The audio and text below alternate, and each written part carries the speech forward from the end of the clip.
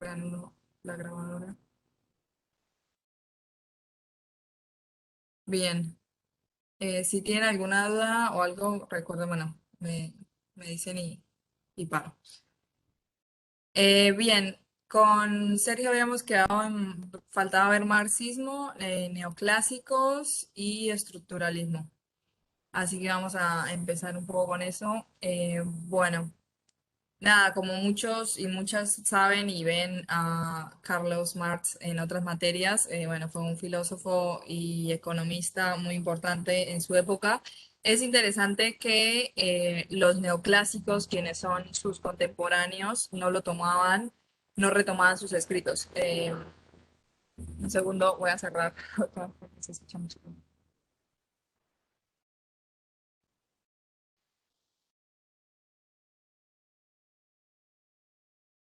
Entonces, también muchos de las críticas y de todo el desarrollo que genera y que produce Marx, como que se da muchos años después y bueno, también acá América Latina llega con muchísimos años de retraso, también hay diferentes lecturas. Em, sí, el Power después lo subo, creo, el anterior también estaba subido en la parte de bibliografía, bueno, alguna de esas herramientas, por ahí está. Se sube, bueno, en formato PDF, obviamente.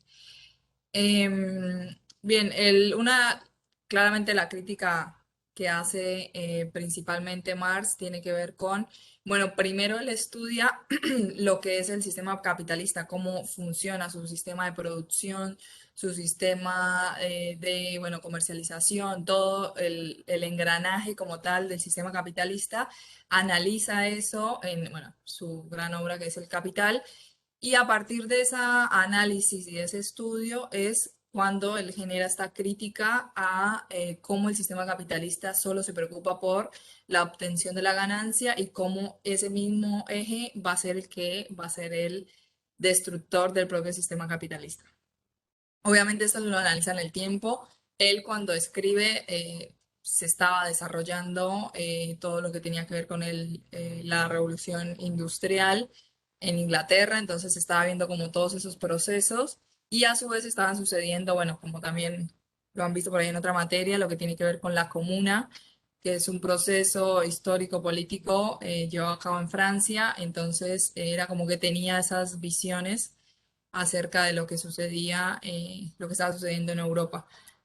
También no escribe mucho acerca de lo que sucedía en América Latina, tiene algunos escritos, pero muy pocos acerca de, bueno, de todo lo que tiene que ver con todavía el comercio de esclavos, eh, y bueno, como la apropiación de esa riqueza en nuestros pueblos, bueno, hacía que sus naciones se fortificaran. Bueno, menciona principalmente lo que tiene que ver con, bueno, cómo este valor de uso se subordina al valor de cambio. O sea, todo lo que se pueda vender es lo que es riqueza, o sea, todo lo que no es productivo.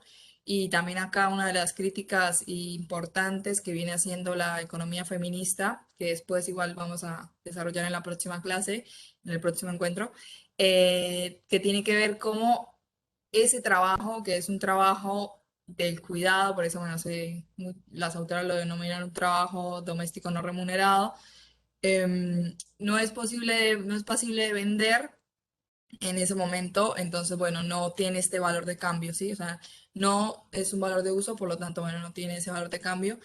Entonces, bien, no es como importante para el sistema capitalista, ¿no? Más allá de que sin reproducción no hay vida, básicamente.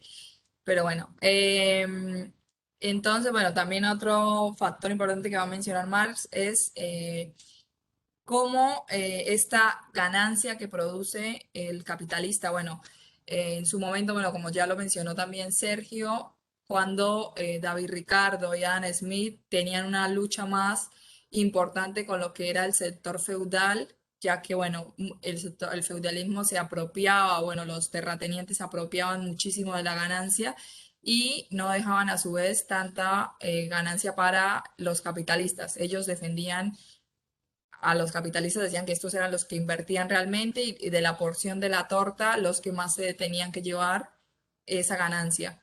Entonces, Acá, bueno, Marx viene a plantear que este capitalista se hace, digamos, de las ganancias a partir de quitarle, robarle, digamos, las horas que produce. O sea, porque el trabajo, Marx lo ve en el trabajador, digamos, todo lo que la naturaleza se transforma mediante el trabajo. Entonces, ese trabajo lo hace ¿quién? Bueno, el trabajador. Entonces, para Adam Smith, el valor estaba en la división social, la división técnica del trabajo. Para Marx está más puesta en lo que es el hombre, bueno, lo que hace esa reproducción. Entonces, bueno, va a mencionar que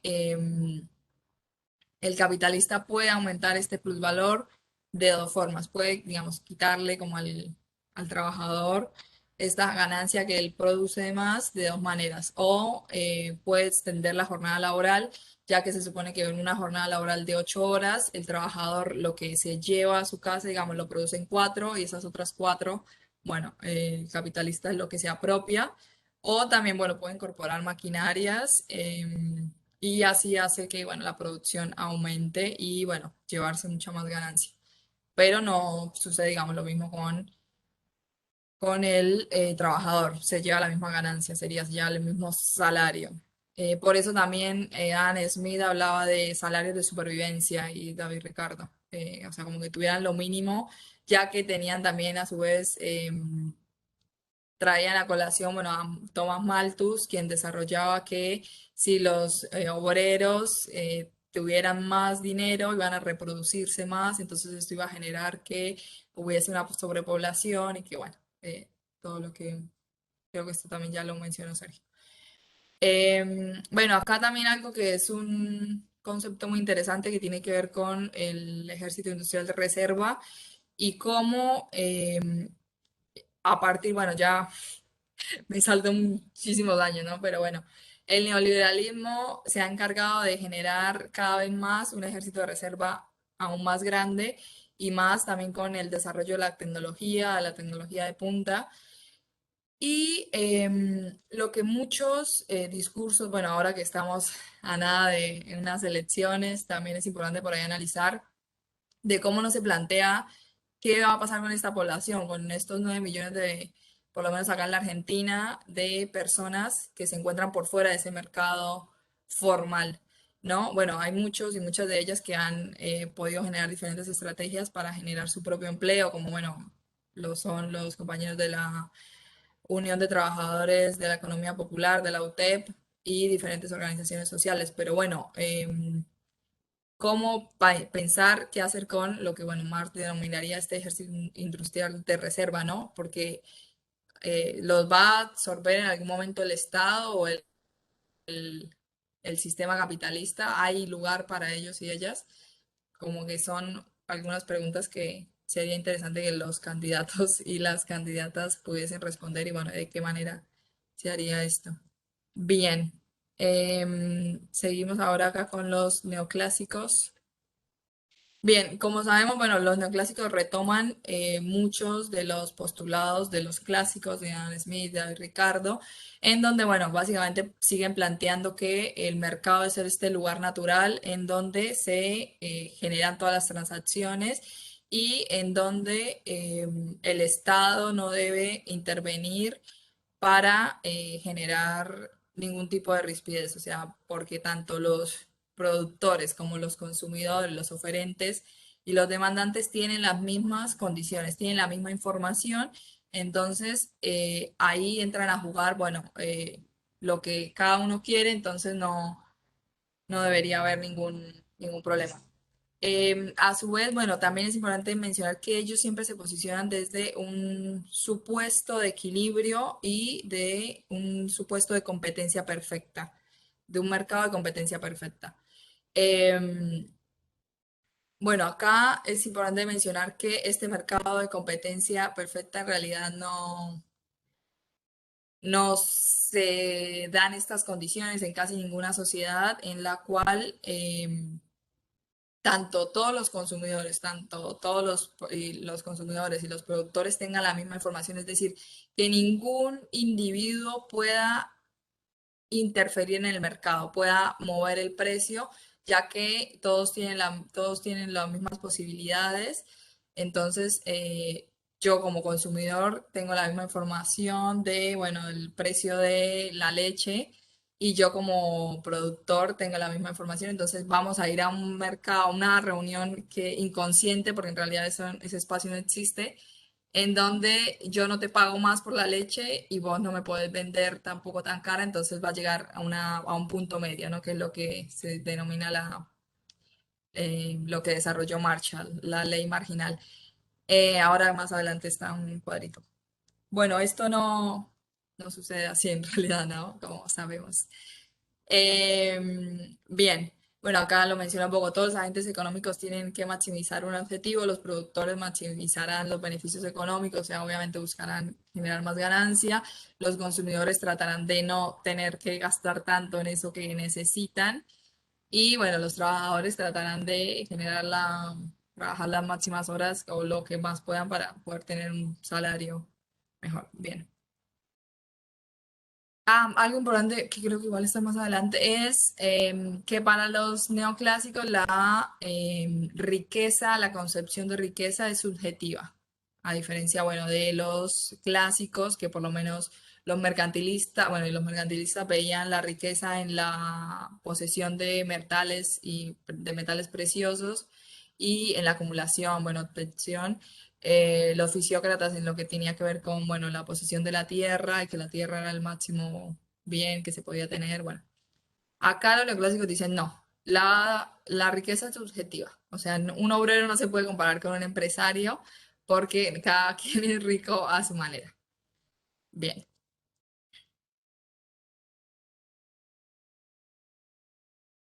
mira acá un poco de lo que ya habíamos mencionado. También, bueno, claramente los neoclásicos son la corriente hoy también día dominante en las universidades y en muchos países y muchos modelos económicos y muchos desarrollos. Y bueno, también obviamente se desligan y un poco, bueno, el autor del libro hace, bueno, tiene una serie de videos, después se los voy a compartir, en donde también menciona cómo, bueno, este surgimiento, el surgimiento de la economía política, bueno, en un momento como que, y más a partir de los neoclásicos, se desliga del componente político, ¿no? Porque busca precisamente todo el tiempo separar a la economía de lo que es la sociedad, de lo que es la política. Entonces, bueno, como que tratan todo el tiempo de, ellos se establecen y se basan bajo modelos matemáticos. Entonces, con la matemática, digamos, no hay discusión porque son números cerrados, según ellos. Lo que hablábamos un poco, bueno, en el primer encuentro acerca de lo técnico y de cómo todo el tiempo se buscan denominar de esa manera. Bien, acá estaba, bueno, lo que mencionaba que desarrolla Alfred Marshall que donde se trata de explicar el valor de los bienes según, bueno, tanto por el lado de la demanda como el lado de la oferta. Se supone que, bueno, del lado de la demanda tiene una pendiente negativa porque, bueno, el consumidor, el que demanda, bueno, va a tender a pagar un menos por lo que consume y obviamente, bueno, el productor va a tender a aumentar el precio a medida que también pueda encontrar esa persona que, bueno, pueda pagarlo. Entonces acá lo que él menciona es que hay una teoría o hay un equilibrio, hay un punto en donde estas dos líneas, tanto de la demanda, tiene pendiente negativa, como de la oferta, se van a encontrar y ese va a ser el precio perfecto en el cual ambos van a querer pagar. Pero bueno, acá hay muchas implicancias y muchos detalles que, bueno, por ahí no se mencionan, ¿no? Bien, acá un poco, bueno, de lo que es como más el contexto internacional. Eh, bueno, tanto, bueno, Reagan, bueno, uno de los presidentes de Estados Unidos, como Margaret Thatcher fueron los que más hicieron hincapié y los que más utilizaron, o bueno, los que más comentaron el neoliberalismo. Bueno, igualmente el primer experimento que se hace, ustedes ya también lo han visto, supongo, en los años, en primer año y en lo que han visto este segundo año. El neoliberalismo, el primer experimento que se hace, bueno, es en Chile con la dictadura de Pinochet Y bueno, a partir de ahí es como que se empieza a implementar este sistema político, económico, social en tanto Europa como en América Latina. Bueno, acá la Argentina también tuvo su propia correlato con lo que fue la dictadura cívico-militar. Y bueno, esta corriente de pensamiento, bueno, neoliberal, que se habla mucho del liberalismo, pero bueno, es sumamente conservadora en lo social, ya que se opone siempre a los cambios, eh, bueno, a lo que tiene que ver con la ley del aborto, lo que tiene que ver con ampliación de derechos para sectores, para las diversidades, bueno, siempre es como un liberalismo bastante no liberal, se diría. Bien, este, estos cambios se generaron a partir también de un consenso que, bueno, se denominó el Consenso de Washington, en donde, bueno, diferentes organismos internacionales se ponen de acuerdo. Yo quería que leyéramos, así no se hace tan tedioso, un fragmento a ver si puedo, no creo que tengo que dejar de compartir y volver a compartir. Instagram, sí. Em, un fragmento de el texto de David Harvey, que se denomina Breve Historia del Neoliberalismo. A ver si alguna compañera nos hace el favor de leer.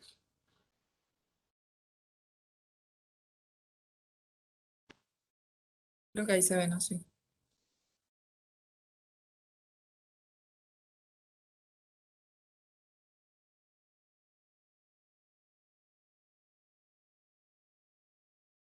¿Alguna de las chicas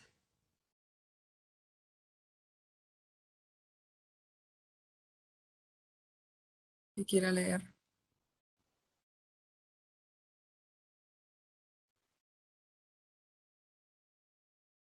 ¿Se alcanza a ver ahí? Sí. Que quiera leer para todos y todas.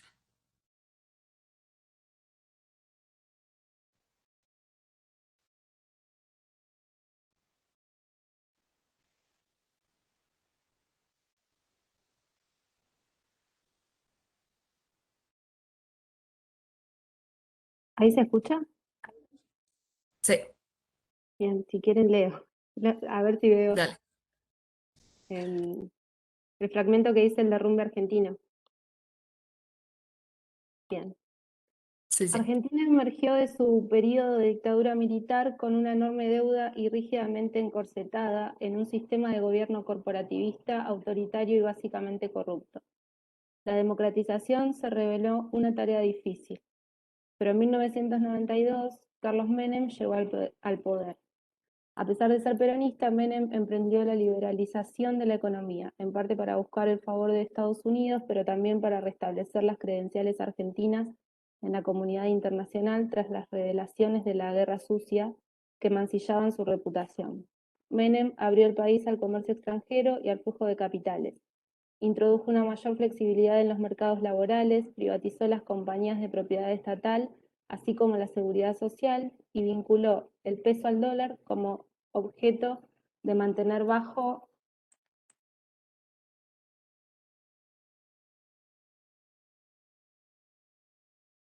No sé dónde sigue.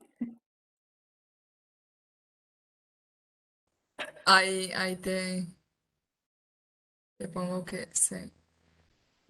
Bien,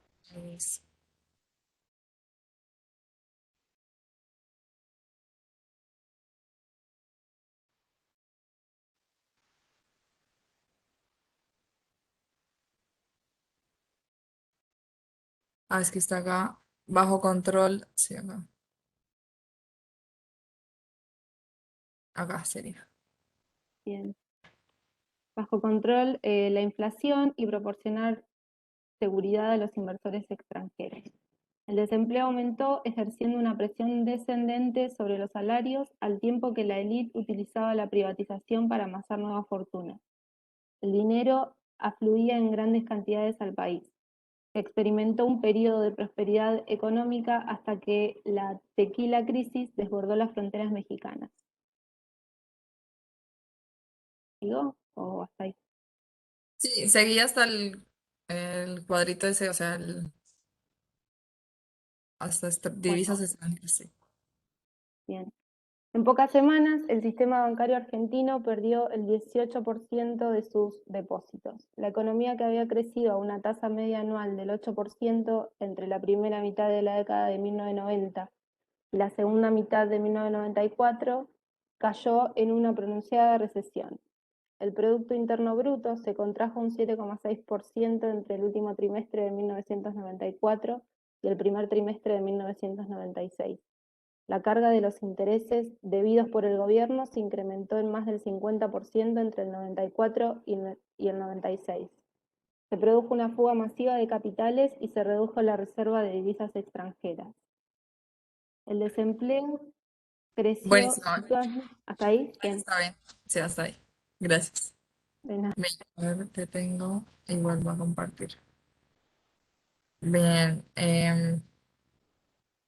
esa última parte de fuga se hace muy, muy similar. Em, Bien. Bueno, esto es un poco de como lo quería que leyéramos este fragmento, así le damos también un poco de realidad a lo que a veces son o parecen teorías como aburridas y como fuera de lo que sucede. Y bueno, este acuerdo y este consenso que se genera, bueno, en los 90 busca la disciplina fiscal, que fue lo que generaron a partir de todas las políticas y todos los gobiernos que sí, sí, la clase se está grabando. Ahí leí que una compañera consultó. Bueno, entonces son estas 10 prioridades o 10 exigencias en realidad, que bueno, siempre tienen que ver con la disciplina fiscal, siempre tiene que ver con la reducción del gasto público, estas reformas impositivas, que bueno, recientemente en mi país, en Colombia, se intentó implementar una reforma impositiva, una reforma tributaria que afectaba gravemente a las clases populares y a las clases medias y bueno, generó una gran convulsión social, ya que bueno, eh, siempre están puestos, bueno, los intereses de los poderosos. Bueno, la liberalización de los mercados financieros, el mantenimiento de tipos de cambios estandarizados y competitivos. Bien, son como diferentes recetas que estos organismos, tanto el Fondo Monetario Internacional, el Banco Mundial, bueno, estos que precisamente se juntaron para consensuar bueno, imponen a otros países que bueno, también que lo aplicaron en sus propios territorios y también tuvieron crisis como fue la del 2008. Bueno, Estados Unidos ha tenido muchas crisis, pero bueno, una de las más importantes junto con, bueno, la crisis de Wall Street en el 29, bueno, fue también la crisis de la burbuja inmobiliaria en el 2008, eh, que bueno, llevaron estas grandes ideas de estos neoliberales, siempre está, digamos, la solución como reducción del gasto fiscal. Bueno, sí, obviamente es importante tener una balanza comercial de un país estable y que esté todo, digamos, balanceado, por eso se llama una balanza, pero bueno, ¿cuáles son las otras salidas a las crisis que proponen estas teorías que no sean siempre afectar a los más vulnerables? Que es en realidad lo que siempre sucede. Bien, entonces la teoría neoclásica es más una teoría de funcionamiento de un mercado ideal que una teoría sobre mercados económicos reales. Estos supuestos de mercado de competencia perfecta, bueno, lo que ya mencionábamos, mencionan que deben existir, tiene que haber una existencia de infinitos compradores, infinitos vendedores en el mercado, bueno, la información perfecta, transparente, la libre movilidad de bienes y factores productivos y la libertad de entrada y salida al mercado. Que bueno, acá en la Argentina también podemos pensar en un ejemplo bastante claro, que es lo que sucede con la carne, ¿no? Cómo generar una política macroeconómica que no afecte. tanto los intereses de los y las argentinas que desean, o las habitantes de la Argentina que desean consumir carne y que a su vez es necesario la obtención de divisas a partir de esta venta, ¿no? Es necesario que la Argentina tenga divisas para desarrollar su industria o para importar elementos que a su vez desea, ¿no? Entonces, bueno, ellos mencionarían, según esta teoría neoliberal, ¿qué dirían, digamos? ¿Qué les parece a ustedes que dirían estos muchachos y muchachas?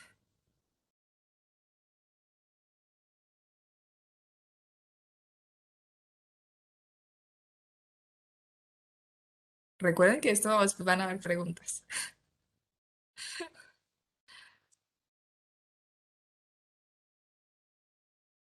¿Cuál sería una solución que ustedes darían si pensaran y partieran desde la teoría neoliberal, que seguramente muchos y muchas lo piensan desde el sentido común? Ahora actualmente hay una restricción, entre comillas, a la venta de carne. Desde esta teoría que debería hacer el gobierno.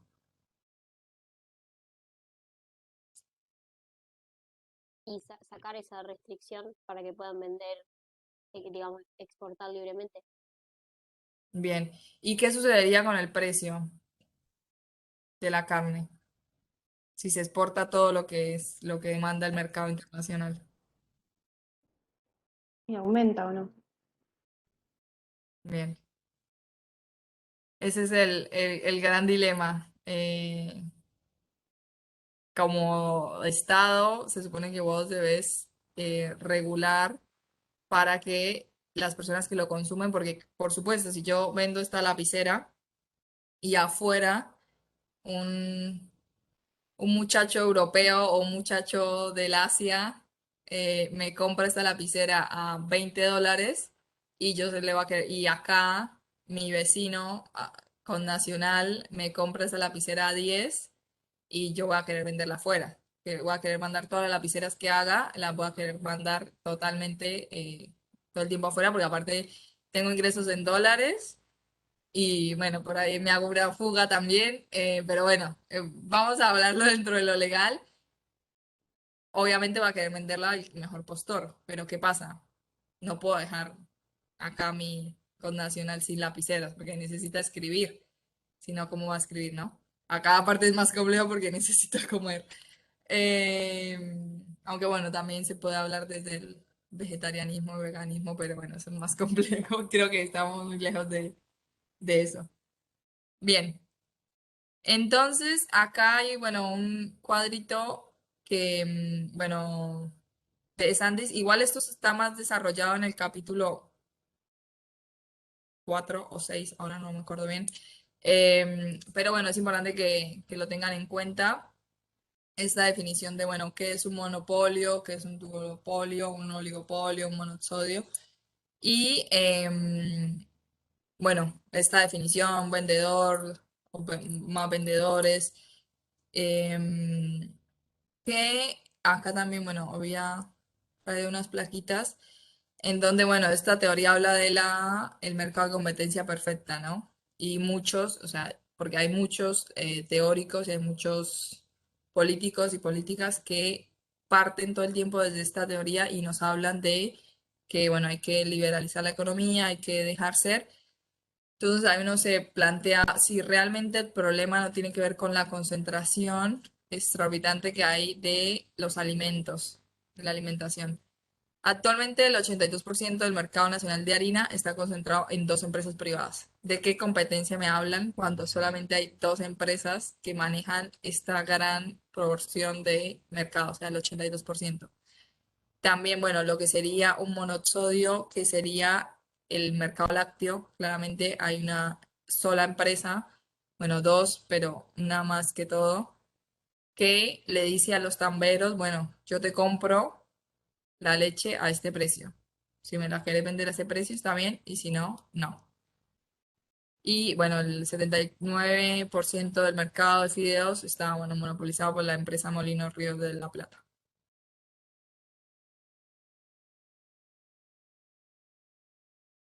¿Hay países que tengan mercado de competencia perfecta? Me pregunta una compañera y la verdad yo no conozco. Eh, no, no sé, no sabría decirte. Hay países, o sea, porque siempre que se hablan de Europa, como bueno, el ejemplo, bueno, se habla de los países nórdicos. Y bueno, los países nórdicos tienen una alta tributación, pero tienen una tributación en donde no se tributa sobre los sectores más vulnerables, sino que tienen impuestos precisamente altos para los sectores más acomodados, porque así debe ser, digamos, em, entre más ingresos, más debo aportar a- al Estado, porque esto significa más rutas, más educación. Bueno, la educación de estos países es bastante buena y siempre han sido reconocidos por esto, pero bueno, hay que invertir y hay que estar también, aportar. Entonces, y no sé si también tampoco haya tanta concentración del mercado, porque eso para mí también es como lo central. Y bueno, que con Sergio y yo laburamos bastante lo que tiene que ver con la economía popular, social y solidaria, porque tiene que ver con esto, o sea, con cómo, bueno, y acá todavía en la Argentina no ha llegado tan fuertemente Amazon, que es una empresa propietaria de Jeff Bezos, quien se fue al espacio en 10 minutos y generó una contaminación. O sea, todo lo que ahorramos en reciclar y bueno, todo eso, bueno, ¿para qué cuando el tipo generó una contaminación en 10 minutos yendo al espacio? Que aparte es muy gracioso porque siempre pareciera como que si fuera una cuestión de odio de clase cuando no es así. O sea, digamos, esta persona que ha generado una ganancia exorbitante en la pandemia, bueno, otro eh, muchacho de estos es Elon Musk, que generó una ganancia del 482% en sus arcas. Bueno, y ni siquiera sus empleados son bien pagos. O sea, se caracteriza por tener sueldos miserables, por tener a sus empleados en condiciones deplorables. Entonces es como, bueno, claramente Marx se estaría comprobando totalmente su teoría. O sea, cómo a partir de la ganancia que tienen estos personajes, es bueno, a partir de subir las horas de los trabajadores, de no permitir la agremiación, porque en muchos países en donde está Amazon no se permite o todo el tiempo están tratando de que no haya agremiación por parte de los trabajadores y las trabajadoras. Y bueno, genera una concentración tan fuerte. Bueno, los Estados Unidos ya la está viviendo que, claro, digamos, ellos, por lo menos uno de los grandes mercados es la venta de libros. Y muchas librerías locales, pequeñas, que tienen que pagar sus impuestos, que tienen que pagarle a sus empleados, que, bueno, tienen que tenerlo registrado. Bueno, muchos de estos locales chiquitos, tiendas de venta de libros, bueno, han tenido que cerrar porque Amazon tiene un alcance de distribución muchísimo más amplio. Entonces, te empieza a comer ese mercado local. Entonces, por eso también es tan importante, bueno, poder apoyar lo local y también que haya producción propia. Obviamente, digamos, si, no sé, tanto una mermelada, eh, pueda adquirirla en un mercado popular y no comprarla Arcor, que es una empresa también que es una empresa argentina, pero es una empresa que evade muchísimos impuestos, que tiene una sucursal en Luxemburgo, en donde es un paraíso fiscal.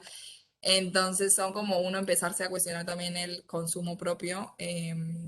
Y bueno, ¿qué sucede ahí? Y cómo, bueno, también desde el trabajo social hay muchos y muchas compañeros y compañeras que trabajan en la gestión de estos proyectos, en la organización, en la planificación, em, porque es la vida de todos y todas al fin y al cabo, como de, de cómo producir y cómo, bueno, sobrevivir.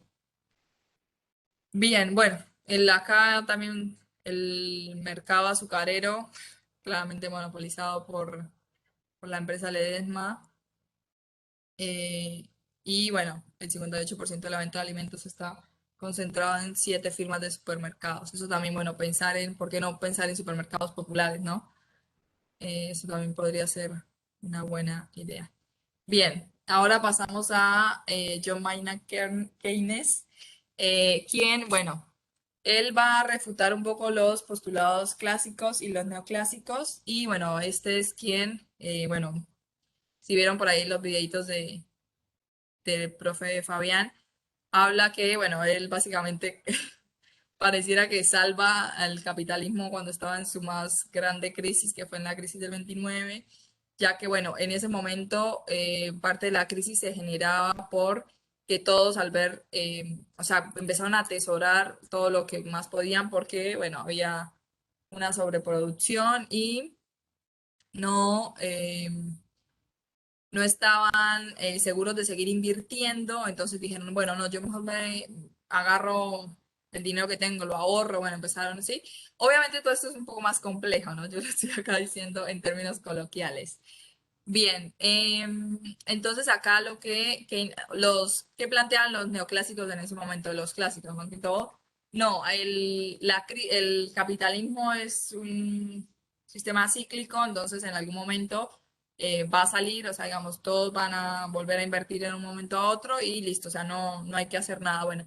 Entonces Keynes lo que dijo, no, bueno, es el Estado el que tiene que empezar a invertir y es el Estado el que tiene que generar los empleos, o sea, no hay que seguir atesorando el dinero, hay que salir a gastar, a consumir.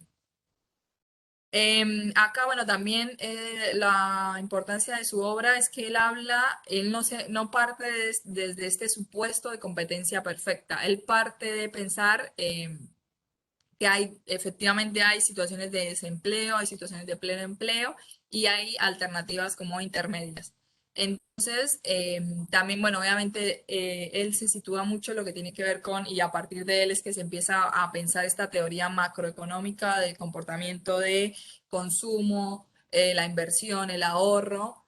Y bueno, antes los neoclásicos y los clásicos mencionaban el dinero como un factor neutral. Bueno, él hablaba que no es algo neutral y que el dinero precisamente es una reserva de valor.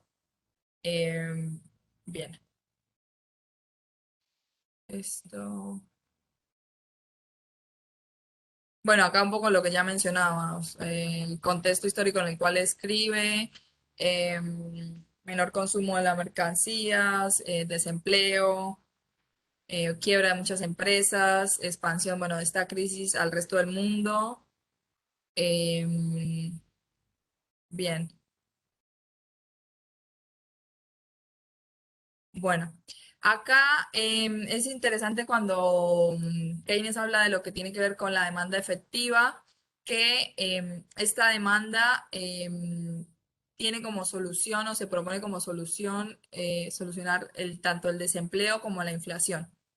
Bueno, él habla de esto de que la demanda efectiva no puede ser escasa ni puede ser excesiva, ya que, bueno, si no hay demanda efectiva, o sea, si tanto el sector privado no demanda trabajadores y trabajadoras, bueno, estos trabajadores no tienen dinero con el cual salir a comprar, entonces esto va a generar como todo una crisis mucho más grande, bueno, que fue lo que sucedió en parte acá en la Argentina en el 2001, fuertemente. Y bueno, también él habla de la demanda agregada, que sería la suma de los determinados bienes y servicios producidos en un tiempo determinado. Bien, bueno, acá de vuelta repite esto de que el dinero no es neutro, este dinero sirve como medio de cambio, como unidad de cuenta, como reserva de valor. Esto también lo vamos a ver un poco más adelante cuando veamos el sistema monetario y financiero, de cómo los bancos tienen que tener sí o sí, bueno, un encaje, una parte de ese dinero que yo por lo menos llevé al banco 100 pesos, bueno, el encaje es de el 5%, entonces el dinero, el banco se tiene que quedar con un porcentaje por si hay un repentino, o sea, por si las personas quieren ir a buscar su dinero, bueno, ya que, bueno, el banco precisamente puede producir dinero, si entre comillas, no puede emitir, porque el único que emite es el Banco Central. Pero bien, bien.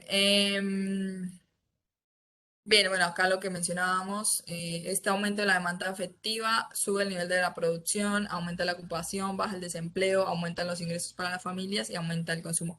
Creo que también en uno de los videos es que el docente Fabián mencionaba que Keynes decía que, bueno, las inversiones y parte de la inversión, que no si el sector privado no la genera, como muchas de las inversiones, por lo menos de lo que tiene que ver con las grandes construcciones, las grandes infraestructuras, o lo que fue en su momento las empresas de luz, de agua, de gas, bueno, esas inversiones iniciales las genera el Estado, las produce y bueno, a partir de ahí es que también se ve, bueno, una reactivación económica, que es lo que está sucediendo un poco ahora, y bueno, también porque suben las acciones de, bueno, Loma Negra, de Techin, bueno, porque muchas personas están invirtiendo, bueno, obviamente en la obra pública, que es lo que tiene un peso mucho más importante, de mucho valor, de mucho capital, pero también en las obras privadas se está moviendo y bueno, esto hace que haya una reactivación económica importante. También, bueno, mencionaba, creo que el docente, cuando si un puente, no sé, si se construyó un puente y hay que volver a derribarlo para que haya más, más inversión y más y trabajo, bueno, se tiene que hacer. Bien.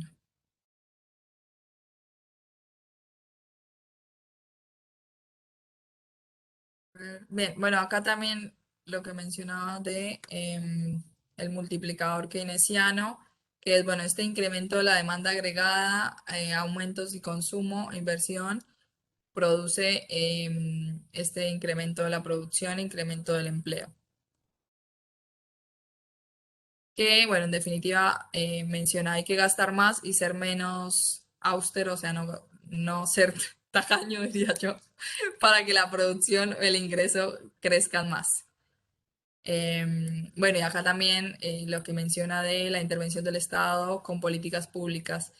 Y obviamente él habla del déficit fiscal, no es que habla de, ay, sí, que el Estado gaste y gaste, no, obviamente hay que tener un déficit fiscal controlado y no se puede gastar más de lo que uno tiene, o sea, como sucede en tu casa, que no puedes, si yo gano 50.000 pesos, bueno, no puedo gastar 52, no, tengo que ajustar mis gastos para que sean efectivamente 50, inclusive siempre, bueno, esta cuestión de dejar un poco al ahorro y de cómo se supone que ese ahorro que se genera en el sistema financiero, bueno, ese sistema financiero va a generar créditos o va a generar políticas crediticias para sectores, no sé, para pymes, para que sería, bueno, muy importante que la Argentina y, bueno, muchos países de América Latina empezaran a generar más producción e inversión en lo que tiene que ver con la tecnología de punta, siquiera para alcanzar a por lo menos producir propias computadoras, propios celulares. Bueno, generar esa inversión. Se supone que el sistema financiero debería estar en función de la producción y no en función de la especulación, que es lo que sucede eh, casi siempre. Bien, por último tenemos a los estructuralistas, que esto supongo que también ya lo han visto en algunas materias, no sé, capaz si en trabajo uno o trabajo 2, seguro lo deben estar por ver, que tiene que ver con esta crítica que hacen diferentes pensadores latinoamericanos, bueno, como Raúl Previch, que es uno de ellos, un argentino, y el brasilero Celso Furtado, creo que es, ahora no me acuerdo bien el nombre.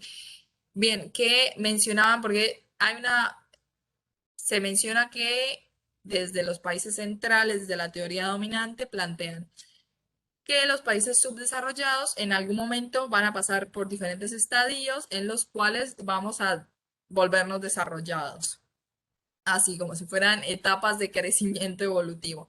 Bueno, estos autores mencionan que esto es una falacia, claramente, que nuestro subdesarrollo se debe en parte a el desarrollo de ellos, o sea, ellos han podido también ser desarrollados, bueno, muchas veces por las políticas económicas claramente desfavorables que muchos de los gobernantes han hecho en pos de su beneficio, o sea, el beneficio de los países del norte, pero bueno, se debe principalmente también al poco desarrollo del sector industrial. Claramente, como mencionábamos en una de las clases, los tres sectores, el sector primario, el sector secundario y el sector terciario, bueno, se encuentra predominantemente lo que tiene que ver con el modelo agroexportador. O sea, casi todo, la mayoría de los países, y bueno, la Argentina lo sufre en este momento, o sea, tienen esta paradoja, entre comillas, de, bueno, ser el granero del mundo cuando tienen muchísimas personas que no pueden alimentarse de la manera correcta. Hay muchas, aumentó muchísimo la pobreza, bueno, igual no solo ahora por la pandemia, antes también. Y bueno, ahí decís, ¿cómo puede ser que yo sea productor de alimentos del mundo y tenga hambruna en mi país? Bueno, eh, tiene que ver con, bueno, este juego también de intereses que hay entre los poderes, entre el poder real, se podría decir. Bueno, también esto de, al ser predominantemente países en donde el modelo agroexportador aún sigue predominando, no quiero decir que no haya un sector industrial. Claramente la Argentina es uno de los países que más sector industrial tiene a comparación de, bueno, Colombia o Ecuador o otros países. Pero bueno, no es un sector industrial más predomina, o sea, predomina más el modelo, el sector primario, el modelo agroexportador.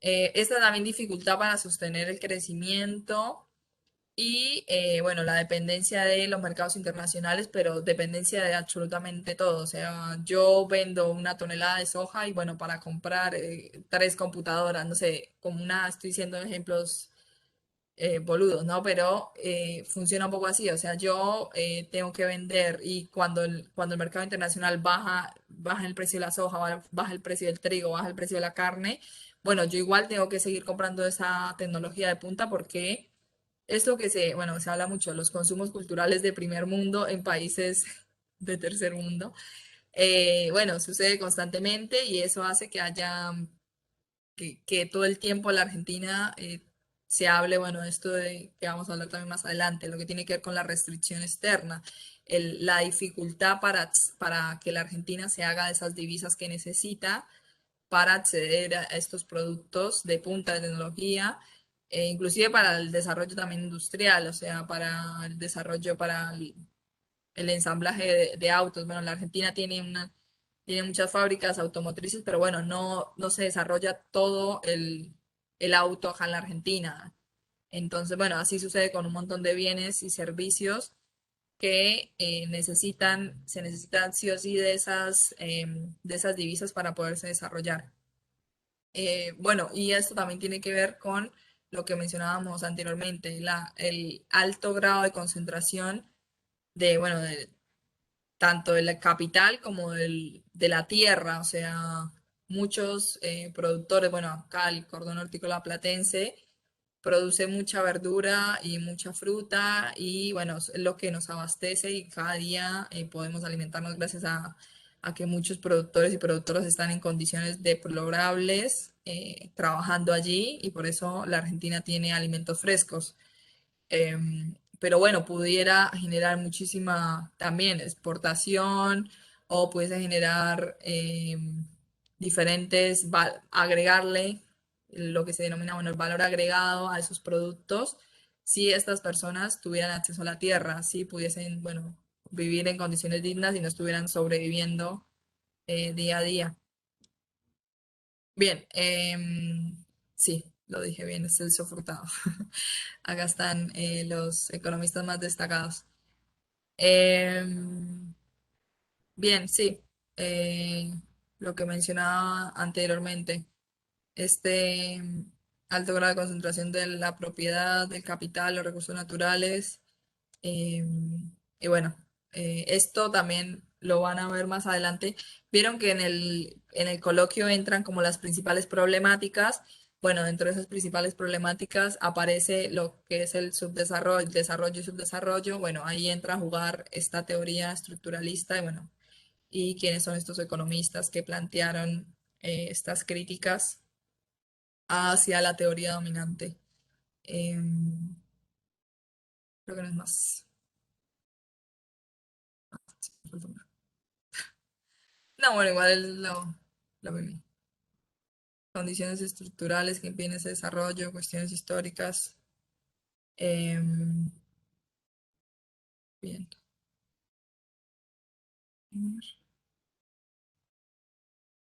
Sí, está bien.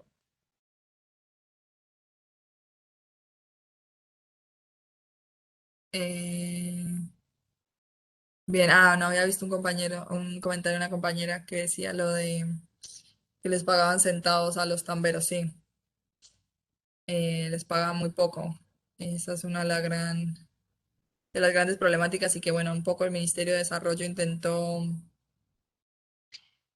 generar, ahora no me acuerdo cómo es el nombre del programa, de la leche, la vendían a 30 pesos y la compraban obviamente directamente.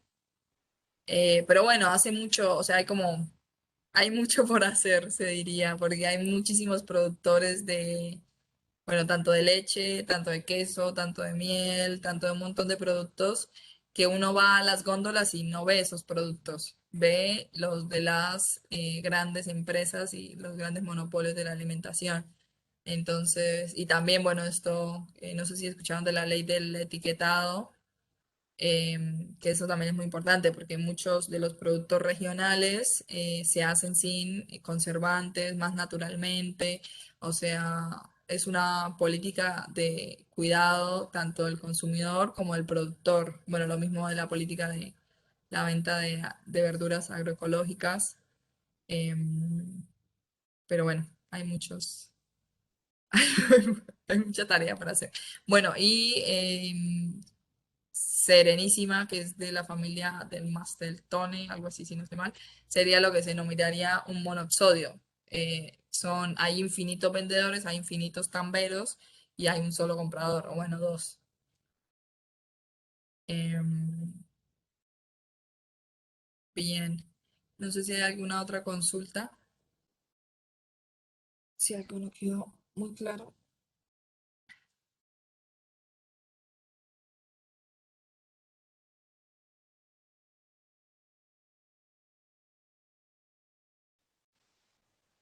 Si quieren, a ver, quería mirar el cronograma, así.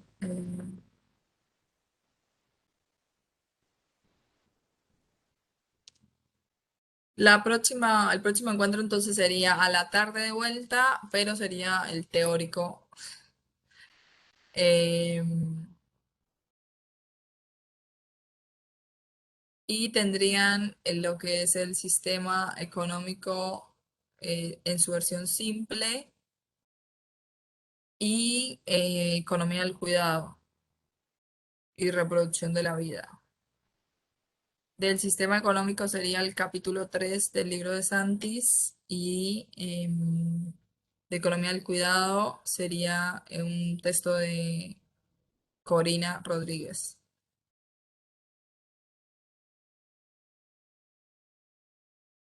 Después quedaría el 15, el 22 y ya el 29 del parcial. Bien, yo por ahí les iba a recomendar, o sea, que traten porque para las preguntas que tienen que ver con las escuelas económicas, lo que generalmente se hace es tener fragmentos de diarios, de noticias y como que ustedes puedan asociar, bueno, esta política a qué escuela se parece o a qué escuela, como que con cuál escuela se podría relacionar. Entonces, por lo menos hay una que igual supongo la vamos a cambiar, que tiene que ver con, bueno, la producción de vacunas, la producción de vacunas nacional. Bueno, esto sería como una política que desarrollaría qué escuela, no sé, algo así la pregunta. Entonces, ahí se podría pensar, bueno, el keynesianismo, ya que habla de la intervención estatal y que el Estado deba intervenir.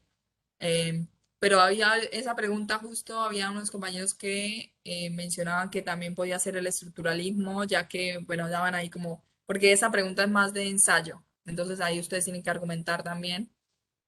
Así que bueno, si argumentan bien algunas preguntas, puede ser que pase. Pero bueno, confíen en lo que leen, obviamente, y en su criterio. Y lo más importante, no copien y peguen, porque es casi, sí, plagio. O sea, se puede citar, pero bueno, es como que tampoco, o sea, si bien tienen bastante tiempo como que el citado por ahí implica, bueno, entrecomillar si es una cita textual, poner la página, el año, por ahí se enredan en eso, entonces es mejor que lo traten de decir con sus palabras y de explicar con sus palabras, de parafrasear, si eso también puede ser, lo pueden parafrasear y decir, bueno, tal autor menciona esto, bueno, ahí lo dicen con sus palabras, ahí es diferente, pero no copien y peguen menos de internet, porque aparte uno busca, si encuentra eso el titular se estresa, todos nos estresamos, entonces no traten de, no hagan eso, por favor. Confíen en su criterio y en lo que, Profe, yo en lo que te iba leyeron. a preguntar una cosa. ¿El parcial igual es con 2 horas o no? ¿Era así, era en línea? ¿O yo Claro, recuerdo mal? es un parcial en el sincrónico sería, porque es en el momento, em, se da así, como que ustedes ingresan a una hora. No sé si está, porque antes, no sé si está delimitado también por las horas. O sea, obviamente el tiempo que van a tener para resolverlo es amplio, pero no sé si van a poder entrar solamente de 4 a 6 o un poco más. Eso no estoy segura todavía. Antes se daba por ahí más, como en otros días, pero bueno, dijeron que desde la Secretaría Académica, si no estoy mal, mencionaron que, bueno, tenía que ser el mismo día que damos la materia, entonces por eso se cambió así. Pero bueno, igual van a ser pocas preguntas y son pocos temas también. El primero abarca la unidad uno 2 y 3, que no fue que la uno no es muy larga, eh, por ahí la más larga es las escuelas. Pero bueno, esto traten de relacionar también con lo que sucede en la actualidad. Eso está bueno también por ahí, si ponen algún ejemplo en las consignas que puedan desarrollar, ¿no? Porque por ahí hay otras que no, que son más de múltiple choice, entonces no tienen para desarrollar. Bien. Em, sí, sí. ¿Cuándo? A ver. El 8 es el teórico, el 15 tenemos nosotros, bueno, igual el teórico yo estoy, pasa que la vez pasada estuve, pero estuve con la cámara apagada porque no sé, se desconfiguró y ahora tuve que comprar otra cámara. Y después el 22 es el teórico, así que sí, ¿Y bien. tenemos fecha del coloquio? Eh, Ya sé que falta igual, pero para ir. y la última clase que tenemos acá programada es el 17 de noviembre, así que yo creo que a partir, que después de eso, sería, o antes en realidad, porque acá está el segundo parcial. Pasa que como hay recuperatorio también, el recuperatorio sí damos clase, en el parcial no, o sea, no hay encuentro sincrónico, pero en las otras sí. Eh, entonces no sé si ya sea a partir de acá del 3 de noviembre o cómo. Pero sí, más o menos por noviembre ya se va a pensar a organizar el coloquio, que seguramente volvamos a repetir como lo hicimos el cuatrimestre pasado, que fue de A3. Así que bueno, es como un poco más, así no están tan nerviosos y nerviosas en el coloquio y de A3 se van ahí ayudando también. Bien, buenísimo. Yo la otra vez por mail te había preguntado más o menos qué tomaban porque había entendido como que quizás eran otros temas. No sé, porque la primera clase que tuvimos. Sí, como... o sea, por eso son las principales problemáticas como más del capitalismo argentino, que tiene que ver con inflación, desempleo, distribución del ingreso y deuda externa o, bueno, desarrollo, subdesarrollo. Ah, ok, Esos son, bien. claro, que son los últimos capítulos. Vieron que el libro de Santis tiene una parte que... Uy, se me tildó esto. Em, que dice, tercera parte, algunos problemas de la economía argentina, a partir de la página 208. Esa sería como lo que sería para el coloquio. Obviamente no todos, sino los temas que especificamos. Ahí en el cronograma está. Que acá está distribución del ingreso, capítulo 8, capítulo 9, mercado de trabajo, capítulo 11, la situación del comercio mundial. Bueno, pero eso en realidad no. Igual después vamos a mencionar bien, eso no hay problema, se va a especificar bien. Fabián siempre manda un mail explicando. El día del parcial también van a tener como un PDF orientador en donde van a entrar y van a decir, bueno, tienen tantos minutos, em, como que entren, lean bien, o sea, como un instructivo para que se queden tranquilos y tranquilas y no desesperen, no desesperéis. Así que bueno. ¿Alguna otra consulta? No, buenísimo. Bueno, voy a pausar. Sí, la próxima tenemos, sería con Sergio, el 8, después el 15 conmigo, después otra vez con Sergio y el 29. Falta un montón para el 29, chicas. Recién estamos iniciando septiembre, primer día, así que cualquier consulta, bueno, ya saben que tienen ahí el foro y o si no me envían un mensajito. Voy a pausar esto.